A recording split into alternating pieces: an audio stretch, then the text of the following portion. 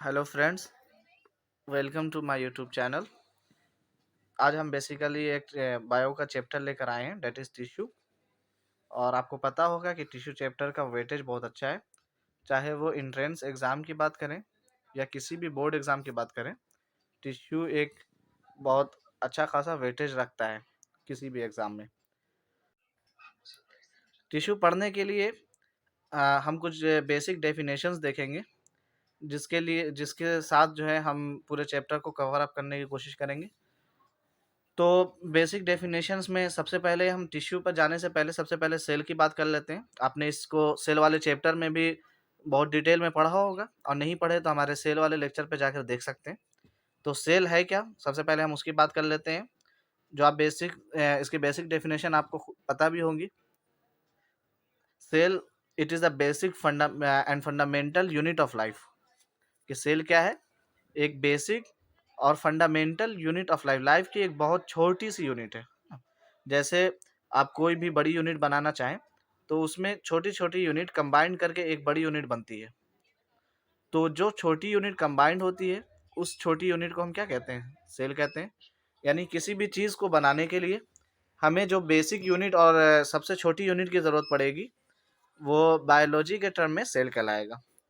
अच्छा, अगर हम कई सेल्स को इसी तरह कंबाइंड करते जाएं और वो एक स्पेसिफिक फंक्शन को भी परफॉर्म कर रही हो, तो उसे हम टिश्यू कहते हैं। देखिए, टिश्यू क्या है? Basically it is a group of cells performing a specific function. जब कई सेल्स, इस तरह के बहुत सारे सेल्स आपस में मिल जा रहे हो और ये सब मिलकर एक टिश्यू का फॉर्मेशन करते हैं, और ये टिश्यू जो है एक स्पेसिफिक फंक्शन के काम आता है।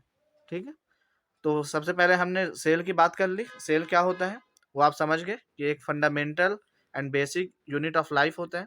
फिर हमने बात की टिश्यू। टिश्यू क्या होती है? तो टिश्यू पढ़ना, जब ग्रुप ऑफ सेल्स कंबाइन होकर एक स्पेसिफिक फंक्शन को परफॉर्म करते हैं तो उसे हम टिश्यू कहते हैं। तो यहाँ तक बात हो गई। तो अभी जो हमने आपको बताया है उसको समराइज करते हैं। सबसे पहले सेल एक basic and fundamental unit of life होती है। उसके बाद जब सेल्स एक ग्रुप का फॉर्मेशन करते हैं तो उसे हम टिश्यू कहते हैं। इसी तरह जब टिश्यू आपस में कंबाइंड होकर एक ऑर्गन बनाते हैं और ऑर्गन कंबाइंड होकर ऑर्गन सिस्टम बनाता है। ठीक है, और ऑर्गन सिस्टम से आप देखेंगे कि एक बॉडी का फॉर्मेशन हो जाता है। तो इस तरह हम डिवाइड कर सकते हैं। यानी सबसे पहले सेल, और सेल मिलकर टिश्यू, और टिश्यू से फिर हम बनाएंगे ऑर्गन, ऑर्गन से ऑर्गन सिस्टम। जैसे आपने बहुत सारे सिस्टम भी देखे होंगे, digestive and excretory and many others. और ये पूरा ऑर्गन सिस्टम मिलकर एक बॉडी का फॉर्मेशन करती है। ठीक है, उसके बाद हमने कुछ और बेसिक डेफिनेशंस लिख रखी हैं। जैसे मैंने यहाँ पर आपको यूनिसेलुलर ऑर्गेनिज्म और मल्टी सेलुलर ऑर्गेनिज्म के बारे में बता रखा है। ये भी आपने टिश्यू वाले चैप्टर में पढ़ा होगा, बस हम उसे रिवाइज कर लेते हैं थोड़ा सा। यूनिसेलुलर ऑर्गेनिज्म क्या होते हैं? जिसमें सिंगल सेल्स के बने होते हैं। यानी वो ऑर्गेनिज्म जो सिंगल सेल के बने हों, वो यूनिसेलुलर ऑर्गेनिज्म में आते हैं। जैसे एग्जांपल में अमीबा, पैरामीशियम, बैक्टीरिया, पीपीएलओ, और भी बहुत सारी चीज़ें आपने पढ़ी होंगी। उसके बाद फिर मल्टी सेलुलर की बात करते हैं तो इसका उल्टा, यूनिसेलुलर जो यूनिसेलुलर यानी एक सेल के, सिंगल सेल के बने हो, मल्टी सेलुलर जो एक से ज़्यादा सेल से बने हो, वो मल्टी सेलुलर ऑर्गेनिज्म में हो जाएंगी। जैसे प्लांट्स, एनिमल, फंजाई, या और भी आप जो पढ़ते हैं डिवीजन में आपने भी पढ़ा होगा।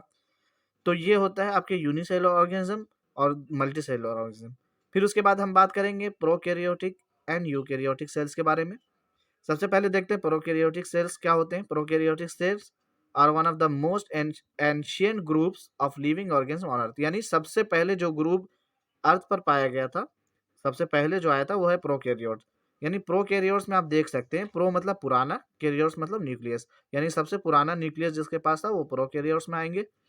दूसरी जो हमने कमेंट लिख रखी है इस पर कि they are comparatively smaller and much simpler than eukaryotes. यानी यूकैरियोट्स में और प्रोकैरियोट्स में हम कंपैरिजन करेंगे तो प्रोकैरियोट्स एक तो एंशिएंट ग्रुप होता है यानी बहुत पुराना, और दूसरी चीज़ वो कंपैरेटिवली स्मॉलर होता है यूकैरियोट्स से, और तीसरी चीज़ ये कि सिंपलर होता है। यूकैरियोट्स में क्या होता है कि सेल ऑर्गेनल्स और बहुत सारी चीज़ें पाई जाती हैं, लेकिन प्रोकैरियोट्स में क्या होता है कि ये सारी चीज़ें नहीं होती, बहुत सिंपल सा स्ट्रक्चर होता है। तो इसलिए हम कह रहे हैं कि बहुत सिंपल होता है, किससे? यूकैरियोट्स से। और यहाँ पर मैंने लिख भी रखा है, they do not have they do not possess membrane bound cell organelle. कोई मेम्ब्रेन बॉन्ड सेल ऑर्गेनल नहीं होता है। जैसे आप न्यूक्लियस ले लें, माइटोकॉन्ड्रिया, माइटोकॉन्ड्रिया है, फिर आपका एंडोप्लाज्मिक रेटिकुलम, और भी बहुत सारे जो मेम्ब्रेन बॉन्ड सेल ऑर्गेनल्स होते हैं वो यूकेरियोट्स में पाए जाते हैं, लेकिन प्रोकैरियोट्स में नहीं पाए जाते। अच्छा, प्रोकैरियोट्स के एग्जाम्पल की बात करें तो आप देख रहे होंगे बैक्टीरिया है, ब्लू ग्रीन अलगी है, माइकोप्लाज्मा है और पीपीएलओ है। ये सब क्या है? ये प्रोकैरियोट्स के एग्जाम्पल्स हैं। फिर हम बात करें यूकेरियोट्स, तो ये जस्ट इसका अपोजिट हो जाएगा। यूकेरियोट्स क्या होंगे? ये आप भी बता सकते हैं कि यूकेरियोट्स क्या होंगे। एक तो कॉम्प्लेक्स होंगे और फिर larger than the prokaryote. Prokaryote से बड़े-बड़े होंगे। आपने बैक्टीरिया के बारे में सुना होगा कि माइक्रोमीटर में होते हैं ये सब, लेकिन यूकेरियोट जो है उनसे बड़े होते हैं, ठीक।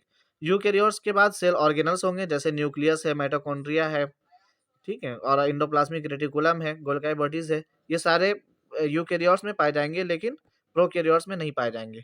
अच्छा, प्रोकैरियोट्स में न्यूक्लियस नहीं पाया जाता, लेकिन यूकेरियोट्स में न्यूक्लियस पाया जाता है, और न्यूक्लियस के अंदर डीएनए भी होता है। लेकिन प्रोकैरियोट्स में क्या होता है? न्यूक्लियस की जगह प्रोकैरियोट्स में न्यूक्लियोइड्स पाए जाते हैं, है ना? वहाँ पर न्यूक्लियर मेम्ब्रेन भी नहीं होती। अच्छा, इस चीज़ को हमने एक डायग्राम से भी बताया है कि प्रोकैरियोट्स और यूकेरियोट्स में क्या डिफरेंस है ना? देख सकते हैं आप, बेसिक डिफरेंस देख सकते हैं इसमें। प्रोकैरियोट्स में क्या हो रहा है कि भाई सेल मेम्ब्रेन है, सेल वॉल है और न्यूक्लियोइड है। यहाँ न्यूक्लियस की जगह न्यूक्लियोइड है, और यूकेरियोट्स में आप देखेंगे तो यहाँ पर न्यूक्लियस है ना? इसके पास न्यूक्लियस भी है, न्यूक्लियर मेम्ब्रेन भी है, और जो मेम्ब्रेन के बीच में पार्टीशन होता है, जिससे बाहर से साइटोप्लाज्म से चीज़ें इनर न्यूक्लियस में आ सकती हैं और न्यूक्लियस की चीज़ें साइटोप्लाज्म में जा सकती हैं, तो उसके लिए एक पोर पाया जाता है, जिसे हम कहते हैं न्यूक्लियर पोर। अच्छा, दूसरी चीज़ देखने की यहाँ पर है कि प्रोकैरियोट्स और यूकेरियोट्स में राइबोसोम जो आप स्ट्रक्चर देख रहे हैं, ये यहाँ भी दिख रहा है आपको और यहाँ पर भी दिख रहा है। यानी प्रोकैरियोट्स और यूकेरियोट्स दोनों में राइबोसोम पाया जाता है।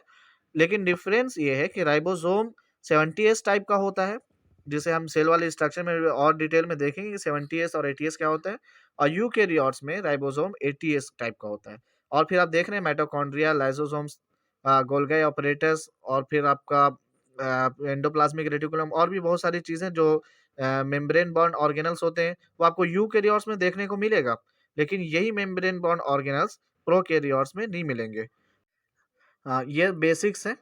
इसके बाद हम जो है असल चैप्टर के में जो मेन टॉपिक है टिश्यू, उस पर आएँगे। फिर हम देखेंगे उसमें एनिमल टिश्यू है, फिर आपका प्लांट टिश्यू है, फिर प्लांट टिश्यू को भी हम डिवाइड करेंगे, जैसे मेरिस्टेमेटिक हुआ और फिर परमानेंट हुआ। तो इस तरह हम पूरे चैप्टर को भी समराइज़ करेंगे और डिटेल में भी देखेंगे। तो इस लेक्चर को लाइक करें और अपने दोस्तों में शेयर करें और चैनल को सब्सक्राइब करें, ताकि नेक्स्ट लेक्चर जब भी अपलोड हो तो इसकी नोटिफिकेशन आप तक पहुंच जाए। Thank you so much.